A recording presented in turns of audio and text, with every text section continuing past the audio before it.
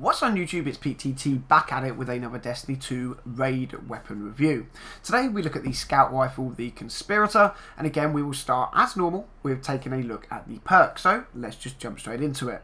Up first we have lightweight frame, superb handling, move faster with this weapon equipped. Then we have small bore, dual strength barrel. We have polygonal rifling, barrel optimized for recoil control.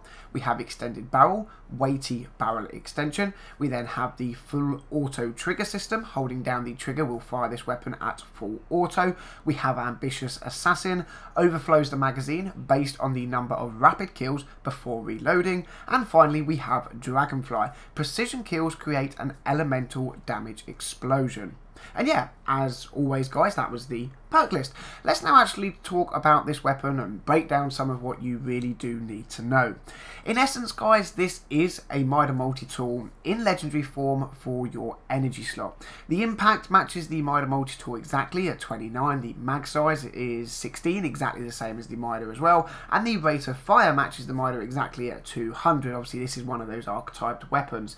Now yes, the Mida has a slightly better stat on aim assist, handling and reload speed, but everything else matches up almost identically. In the Crucible, this thing has the same time to kill as the Mida, requiring 7 body shots and or 4 crit shots, 1 body shot. But in PvE, this thing really does start to stand out. While yes, the name is Midnight as a great scout rifle with explosive payload, the Dragonfly perk on this weapon almost makes up for the fact it doesn't have straight up explosive rounds if you are accurate and can land your precision shots. Now it doesn't actually have the same area of effect as the explosive rounds. It does have a bit of a smaller area of effect explosion when you get those precision kills, but it is still nice and very useful nonetheless. See, the Dragonfly perk, as you will see in the background footage, does cause an area of effect elemental explosion similar to Destiny 1's Firefly that can weaken and or kill nearby enemies. The fact this comes with full auto as well makes it a very nice weapon indeed. Now when compared to some of the other available options in the energy slot, this thing stacks up rather well. At least statistically it does. However, if we actually take out the stats and look at the other options to see just how viable this thing is, then we're really left with a situation that puts the Conspirator against the Palladius Corrector, this is the Future War Scout, and the Manana SR4, this is the Omolon Scout. Now in this kind of situation where we have several weapons that are almost identical, I always like to break down several things, okay? One, the perks. This can obviously sometimes eliminate certain weapons as viable options, but it does depend on what activity you are doing. As we all know far too well, some perks are good for some activities and not for others. And then number 2, personal preference. And in the case of this particular scout, I actually feel that that's indeed the option we will have to look at. The reason for this is that all the competitors to the Conspirator are very good. The Manana SR4 with its explosive payload makes a great point for itself in both PvE and PvP. The same can be said for the Palladius Corrector. And then of course we have the Tone with the high cal rounds and Dragonfly.